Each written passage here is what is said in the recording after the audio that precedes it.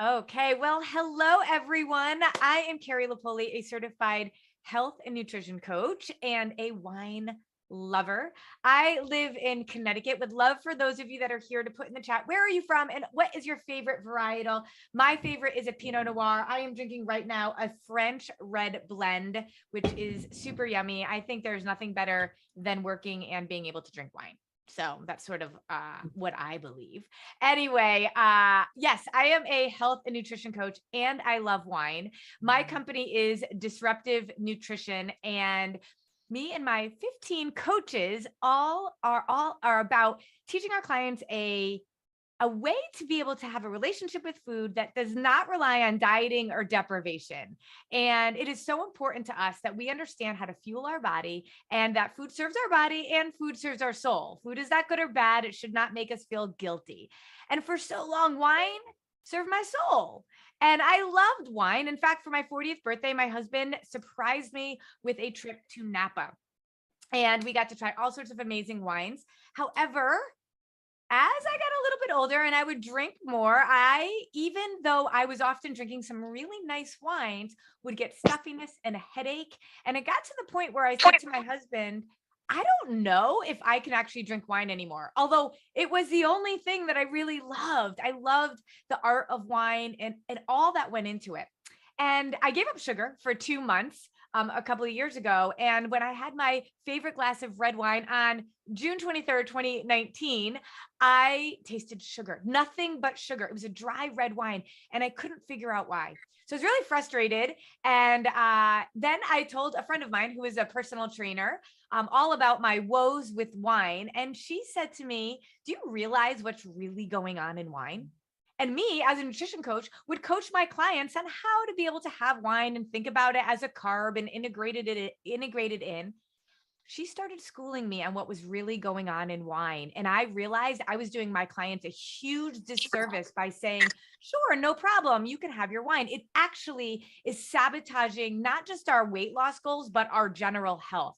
And that's what we're going to talk about today. We're going to talk about what's really going on in wine and how you can have wine without any guilt while it serves your soul and without sabotaging the health of your body. And it was at that time when I was talking to my friend who's the trainer, where she told me about Scout and Cellar's clean crafted wine. Now, Scout and Cellar has been around for about 4 years, and I had never heard of them. But as a nutrition coach, as somebody that really cared about what I put in my body, it did always bother me that I could never see what was on the back of labels on wine. All you could see is the fancy label itself or where it was from. And I always found that disturbing, but I had no idea what was really going on. And it was Scout and Cellar that uncorked the dirty secret about what was going on in wine. And so that's what we're going to talk about today. I love representing and helping to promote the brand of Scout and Cellar, who is the only one in the world that can claim clean crafted wines. We're going to talk about that today with a very good friend of mine, a wine consultant and a health enthusiast, as well as a health coach, Lindsay Myers. She's going to help us to really understand what Scout and Cellar is all about, why it's so important, and why it's the only wine you really should be drinking. Okay, so Lindsay, I'm super excited that you're here. Hi. Hi. Hold on, I'm here. I gotcha. All right, here you go. All right. All right. So Lindsay, you are a health enthusiast, a health coach, and you work with Scout and Cellar directly as well. So why don't you tell us a little bit more about Scout and Cellar, the background of it, how it all came to be, and what's really going on in our wine and all of the things. Absolutely. Hi, you guys. Welcome. First of all, cheers to everyone who's here. I also have a Pinot Noir in my glass. And before I dive in, we all just go ahead and put in the chat if, like Carrie mentioned, to kick this off, you have ever had an experience where you've gotten headaches or congestion, or you've had some type of reaction to the wine that you've had in the past, or you know someone who has. Maybe it's a friend, a sister, or whatever. If you've had any type of those types of reactions, please put it in the chat. Let's talk about that a little bit more. But I have the distinct pleasure of kicking things off and introducing you to our CEO and founder and our fearless female leader, Sarah Shadnicks, who, if she were sitting here in this room, would tell you that she's a recovering attorney. in her first life. And she's always been really passionate about wine. She came from a family of winemakers, and she was in a wine education program looking to further her studies and achieve a sommelier designation. And throughout these wine studies and this wine education, and mind you, when she's going through wine education, she's drinking good wine. This is not gas station wine in a jug, okay? This is good wine, notable winemakers to help educate people in getting a WSET license or a sommelier status, right? So this is good wine that they're drinking. And she found herself experiencing excruciating headaches immediately. So she really just chalked it up to a period of time and thought, well, I've never had this experience before. I'm not going to really worry about it now, but I'm drinking a lot more than I normally do because I'm in these studies. She leaves to go away over to Europe for a family vacation. She indulges there, drinks a bunch of wine there, doesn't have any of those residual effects at all. Perfectly fine, comes back to the States, gets back into wine education, one glass in, boom, headache. So what's going on? So she has no idea what's happening. And now at this point, she can't ignore how she's feeling. So she started to break down the process, and she started meeting with farmers and growers to understand what's happening in farming practices. And then she also met with producers who are then producing wine, because there's kind of two steps to what happens with wine. It's what's in the ground, and then it's what's in your glass. And between those two things is farming and production. So in addition to what's in the ground, winemakers can get really good about adding a bunch of stuff in the production process that changes the profile of wine. And we'll get more into that later. But what Sarah discovered is that there's a lot of stuff lurking in wine. That wine is not just wine. And if you're seeing the same bottle of wine at Trader Joe's and at Sam's Club and at Costco and in your grocery store, and in some cases even your fine wine shop, there is not enough vineyard to produce that same bottle of wine all over. Okay, so that's just a little teaser. Like how are winemakers getting all of this stuff, all of these grapes to produce that amount of wine? And the truth is they're not. It's not just wine anymore. So here's what she discovered. Think about it, Lindsay. I used to drink a certain Cabernet Yes. all the time. Yep. Began with a J and with an H. Yep. And you bought it at Costco because it's at Costco. Ask me what year I bought. I couldn't tell you. There's no year on the label. Wine is supposed to have different vintages. If there's no year on the label, then what is that telling you? And it tastes the same year after year after year, just like a McDonald's cheeseburger will taste the same no matter where in the world you have it. That's processed food, everyone. That's processed wine, right? So here we go. Here's what she figured out, you guys. And there's some really basic principles to look for. The first is that there's a lot of toxic pesticides that get used to spray crops, and a lot of those lurk in the wine. There's over 175 commonly used pesticides that farmers and winemakers use to spray the grapes to keep bugs and things like mold and things off of the crop to protect it in order to get their yield. And in doing so, those present in the wine. In addition to the pesticides, the FDA allows for over 250 different chemical additives to be used in our wine. They say that's not a problem. That's okay. You put whatever you want in it, so much that it's less than 250. Okay. Do you see any of those chemicals on the back of your wine label when you buy a bottle of wine? Does anyone list those out for you so you know exactly what's in there? No. And it's so crazy to me, right? Crazy. I mean, in this day and age when McDonald's has content, right, and calories and fat that we can't. Yes. And the name of my company is Disruptive Nutrition. And one of the very first things that I read about Scout and Cellar is that they're disrupting the wine industry. I mean, how many of you put it in the chat if you drink red wine and your teeth get all stained, right? Mm-hmm. We've all had that. Not this wine. Why? Because this doesn't have mega purple in it. Because when you understand that the pesticides actually change the color of the grapes, and you need to actually make the grapes look, or the wine look a certain way, a certain color, you're going to have to add some dye in there. Mega purple is the dye, which is why if you get stained, recognize that you've got some of those additives in there. So Carrie, I totally interrupted you, but I was so passionate about it. No, and now think about it. So now we've added a bunch of pesticides, we've sprinkled in some chemicals, and the wine just doesn't taste the way we want it to taste. And we're sampling out of the barrel, and we're trying to figure out what we're going to do with it now to make it taste better. Anyone have an idea of what's getting added to that wine to make it taste better? Put it in the chat. I'll give you 3 seconds. And I'll also say it's the same thing that they do in ketchup. Yep. Because, or Pasta any, sauce. all foods, right? Because Yep. it's like ketchup, it's cheaper actually to add this ingredient than it is to add tomatoes. It's cheaper to add this ingredient than it is to add more grapes, and it changes the taste. Exactly. And that thing is sugar. Loads and loads and loads of sugar. So winemakers are very good about this. They add between 16 and 32 grams of sugar. That's just in a bottle of wine. Like, you may as well have a donut or a candy bar. In addition, the other thing that's become present, and especially with those, like the brand that was so carefully mentioned earlier, but when you're seeing the same bottle on a shelf everywhere, the other thing that's being added, aside from those that can be naturally occurring, are sulfites, up to 350 parts per million sulfites. So like really like a ton of sulfites are being added to your wine in order to make it shelf stable, make it last longer so that people can buy that up. But one of the things I do want to touch on really quickly, because we do often hear, and those of you who put in the chat that you're experiencing headaches or you know someone who has, a lot of people will often say, I'm getting a headache because I'm allergic to sulfites. And I just want to stop here and make it very clear that in most cases, it's not the sulfites. If you are eating dried fruit, canned soup, lettuce, French fries, and those foods aren't affecting you and giving you that headache or that reaction, it is not the sulfites in the wine. It's something else. It's another chemical that your body is reacting to and giving you some form of an allergic reaction. It is not the sulfites. So now that we know what winemakers are commonly putting in wine, and Sarah was able to identify what gets put in her wine, she decided, I'm just going to make my own, if for nothing more than so that I can enjoy clean wine and so can my family, because what's out there just isn't good enough by my standards and I don't feel good. So what can I do? So in addition to partnering with small family growers and partners to put them on the map, the other thing that she did that was brilliant is she started talking to people about this, and she started realizing that there was a big movement and a big need for clean. And people were saying, you've got to do this. You've got to bring this to the market because other people have those same experiences and they want more and they want better. So in doing so, she created this direct to consumer, or I like to say direct to doorstep model. And she completely cut out the middleman.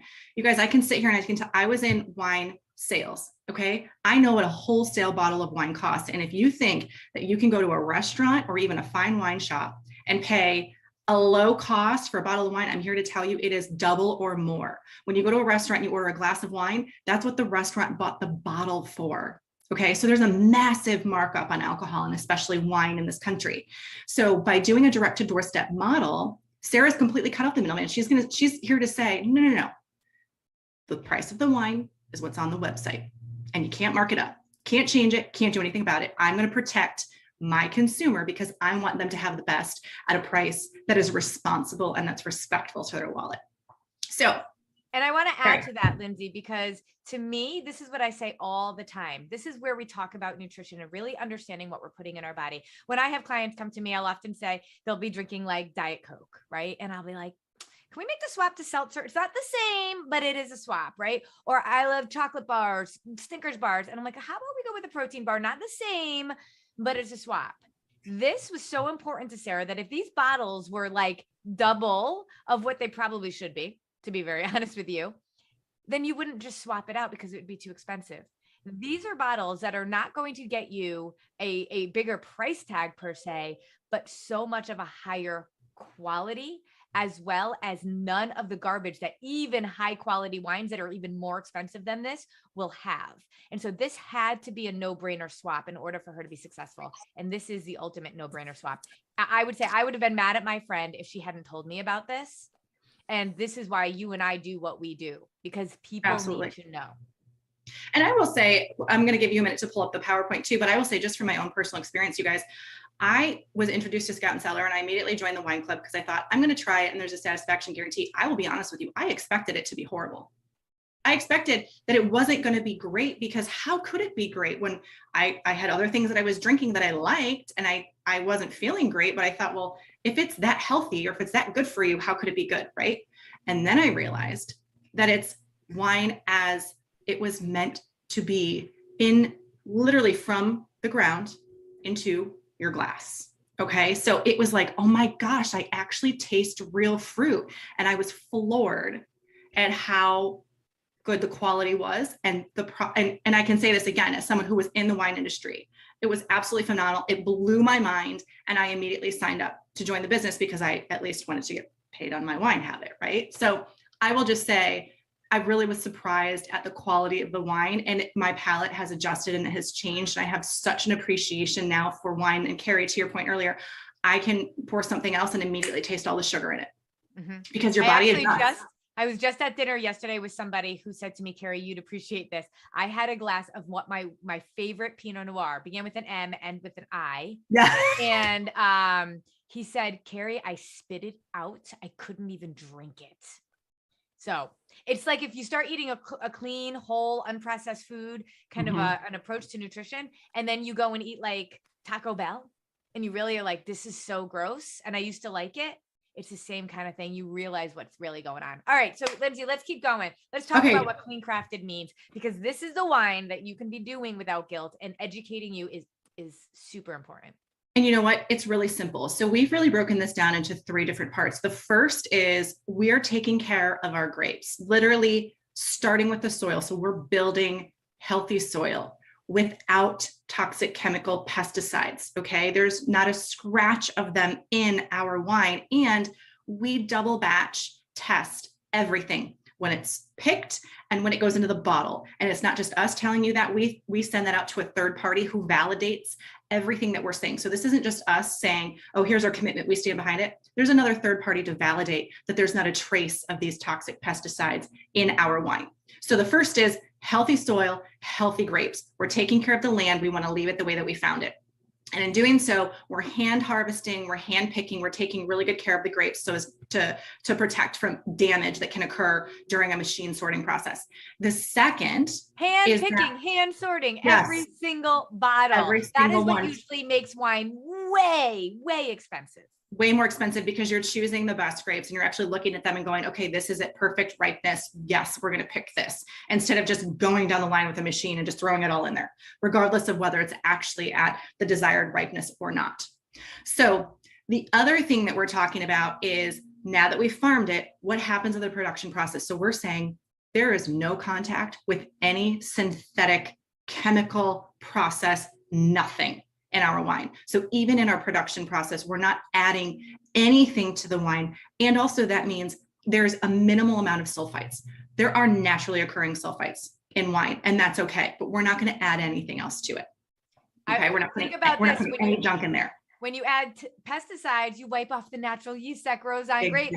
So they have to put all synthetic yeast. You're not even using the natural yeast that naturally occurs on grapes. That's crazy. And then really, and that leads into the next thing, which is really that, we're not adding anything else in order to increase the quality or the taste or the flavor profile of the wine. It's just delicious because it's authentic and it's natural, and we're not adding sugar. So what we're saying is it's delicious wine, it's clean, and another company is validating all of those results. So we're really trying to minimize what's happening, and we're trying to let the grapes do what they're supposed to do, which is just create natural, beautiful wine. So Carrie, let's break this down into like cheeseburger terms. Yeah. Right. So like, let's just talk about like sugar comparison, carbs, protein, like what's going on here. Well, I think that's really interesting. And I love that you bring that up, because in all reality, we have no idea what's going on in the wine that we're drinking. And I have so many clients that work with me, and then we do kind of a whole kind of reset, and they feel great. And then they start to integrate wine back in, and suddenly they are like either plateauing or sabotaging. And for years and years, honestly, I never really knew why. Because even if you look at your wine on MyFitnessPal, it's a guess. And what I have learned is that the guess is extremely wrong. And so what's really important for us to see and understand is that there is full transparency about what goes on in every single bottle of wine at Scout and Cellar. And I love that. So I'm here on their website, and look, there's something called a soil to sip report.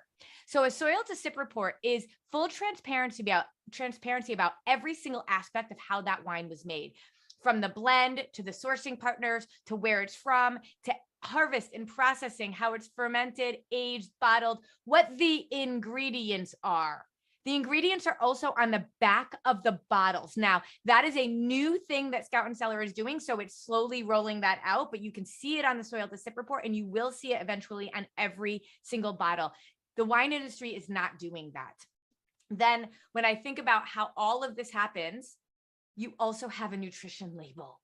Again, there is nothing like this in the industry where it is this much transparency. So I want you to take a look at this. And a typical glass of wine that has the amount of sugar we think it has now, it will be about 300 calories per glass. That is for 2 glasses, 600 calories. I don't know if you guys have Five Guys near you, but Five Guys burger, a mini cheeseburger, is less calories than 2 glasses of wine. I mean, that's crazy. So this bottle of wine has 92 calories in a serving. Look at the carbs, from a difference of 12 grams of carbs in a glass to 0.067. Full transparency on that. Any sugar that is in a Scout and Cellar bottle of wine is residual sugar left over after fermentation, never any added sugar. So when you think about too, the amount of sulfites at bottling, that's there for you. You can expect 3 times as many in a regular bottle of wine, if not more, because you can have up to 350 parts per million. This is just naturally occurring sulfites like you'd find in your kale, right? Residual sugar is 0.45 grams in the whole bottle. Compare that to almost 32 grams, but we don't even really know. If that's mind-boggling to you, put something in the chat to tell me that you're just like blown away by this, because I was, and it is truly what I believe to be my duty to show you this. Here's an example of what the ingredients look like on the back. If you have questions, please put them in the chat.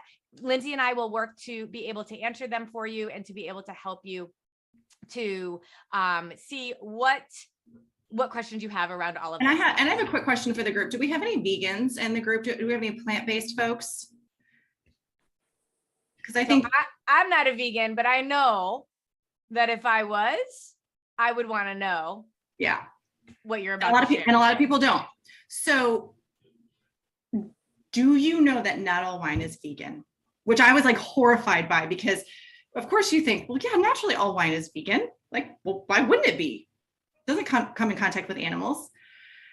And the truth is, there's a fining and filtering process. And Carrie, what happens in that process in mass produced wine? It's funny that you say that, because I ask people about that and they say, well, in the machine picking, because I would say in machine picking, right? You don't know what you get. It's a farm, rodents, True. all sorts of nastiness, which is why you have to add the chemicals and additives in addition, because you don't know what you get because it's machine picked and machine sorted. So some people were saying to me, well, is that why it's not vegan? Because you could get like rodents in your wine. And that's a good thought. I mean, that applies. It is. Yeah, I think it's a really good thought. But no, it's because in the filtration process, again, I did not know this.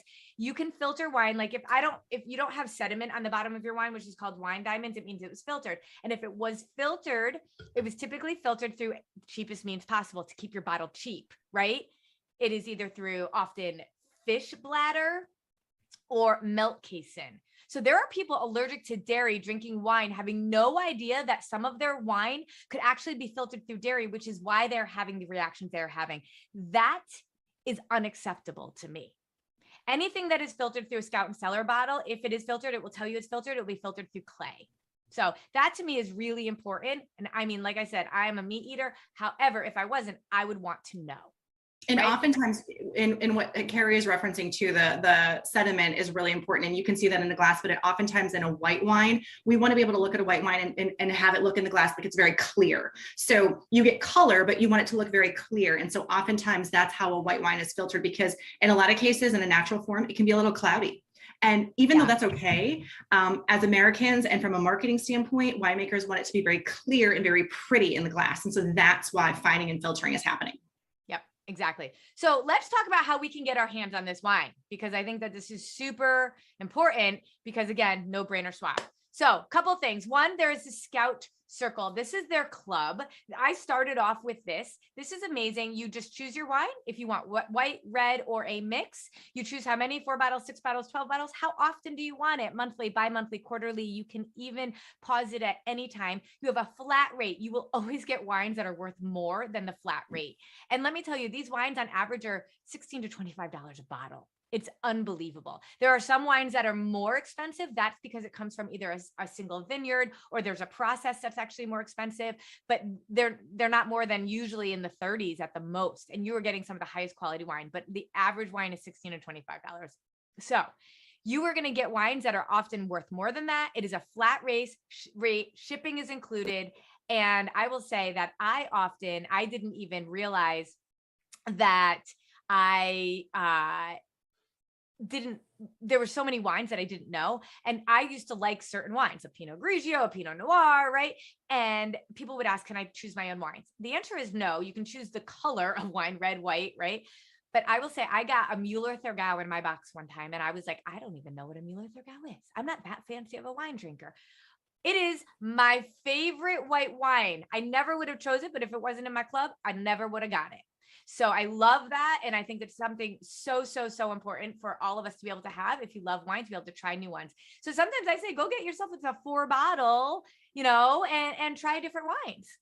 And then we also, having trouble hearing you. Siri's having trouble hearing me. Okay. And then there's another way to be able to get wine. It's called AutoSip, which is super fun. It's kind of like a play on AutoShip. Now this, you can choose your own wines. So there are certain wines that over the 4 years that Scout and Cellar has been in existence that they have seen the favorites. And so there are certain wines that they're committed to always having. It might not be the same vintage, obviously, because they will sell out. And that's one of the things when you have small vintages, they will sell out. But there are certain wines that they've been committed to being able to have for us. And so you can order on AutoSip. You'll know that certain wines are available on AutoSip when you see the little icon. You will get a discount on these wines, and then you can choose what you want and then how often you want it to come to you. So we know people, like I have customers that will do AutoSip because they're some of their favorites, and maybe do that every other month, and then do the wine club every other month to get some new things to try. When you do the wine club too, you also unlock a la carte bottles that are only available for people in the club. But that being said, you can also buy a la carte. And this is a really good day to shop, FYI, because right now until tonight, every single bottle of wine is on sale. In a time where gas is costing me more than my kids' college education, it is amazing that Scout and Cellar has committed to reducing what I think is already extremely reasonably priced wine even further. So if you get 6 or more, you get an additional 5% off their sale price. That will end tonight. If you get 12 or more bottles, you'll get an additional 10% off. I mean, you're talking about wine that you're going to be able to get. There's some bottles that will be like $9. It's absolutely incredible. And if you spend $150, there's a flat rate shipping of $15, no matter how many bottles you buy. However, if you spend $150, you're going to get $15 in wine credit back. So it's essentially free shipping, and you get a big hunkin' box of wine. So I love that. And you can place that order within the next 90 days with that $15. So if you're going to have like $300, make it in 2 orders. So you get two $15 and then use them later if you want to. But anyway, that is a really awesome way to be able to get your wine. Now, Lindsay had kind of talked about how there was a guarantee. There is.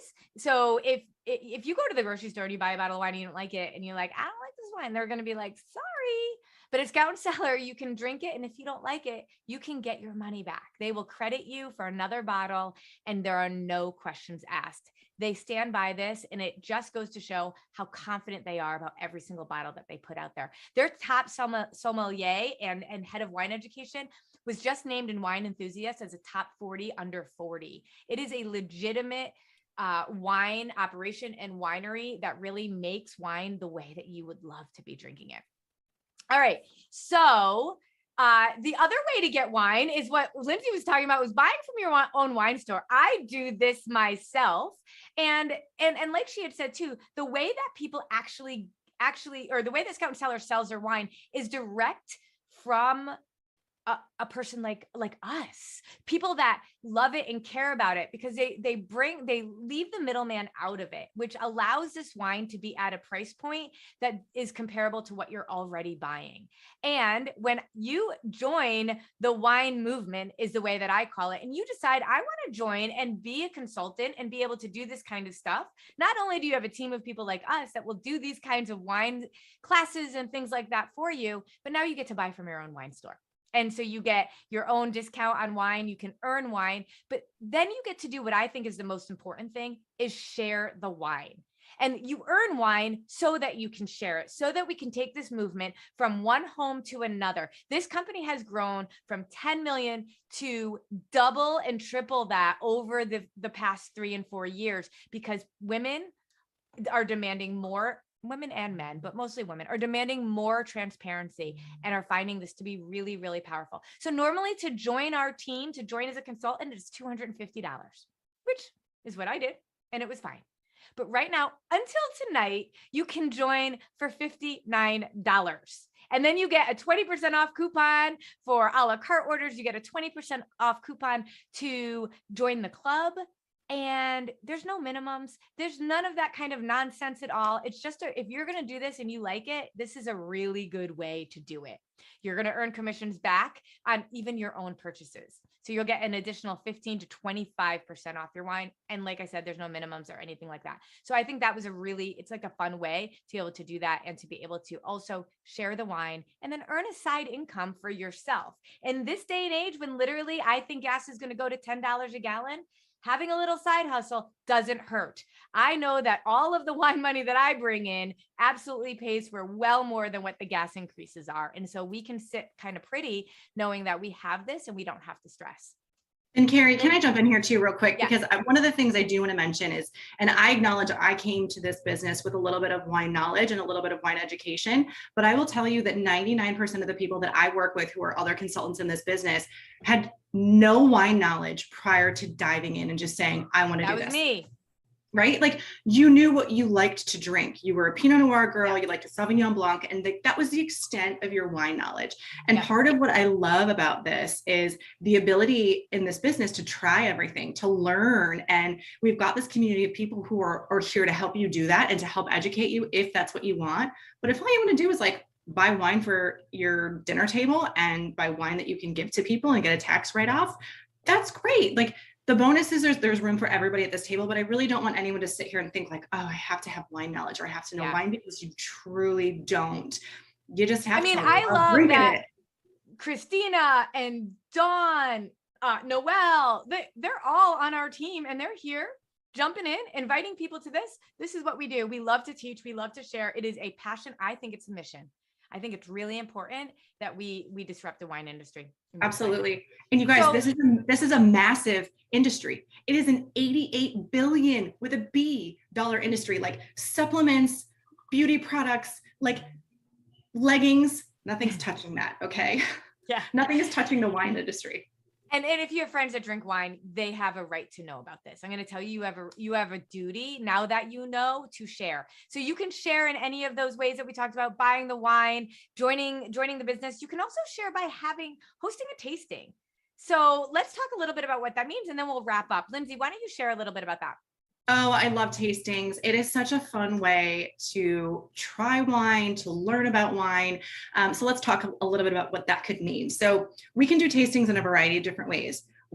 In general, I say to people, hey, listen, you bring the friends, I'll bring the wine, right? Like, it could be at someone's home. It could be at your home. It could be at a corporate level. We do corporate tastings all the time. And we got really good at doing these virtually through COVID, but generally we do those in person, but we can do either format. So we are always looking for people to host tastings for us. Like I said, you bring the friends, we bring the wine, and there are perks to doing so, which is usually in the form of discounted wine. And then again, whoever is the consultant that's coming to you is going to bring all the wine and provide that. And what's great about it is we really tailor it to you and to your interests or your friends' interests and preferences. So we're really making it as personal as possible. But memories are created over wine. So it's designed to be a really fun format for not only you to learn about Scout and Cellar, to learn about wine, but also to maybe broaden your horizons and introduce your palate to some things that you may not have tried in the past and discover the unknown good of Scout and Cellar. It really is. It's really important. It's powerful. I love that we were able to kind of share with you all what this is and why it's so important. I'd love to know your reaction. I'd love to know what you're thinking about this, because to us, this is really important. We take time out of our night because we want to share this stuff with you. So I would love to hear in the chat what you're thinking about this. The person that invited you here tonight, please connect with them, because again, this sale where you can get every single bottle at an amazing discount and tonight. So having this tonight was really important because we didn't want you to miss out. And then if you're interested in joining our team and being a consultant, again, you don't need to have any wine knowledge. I really didn't at all.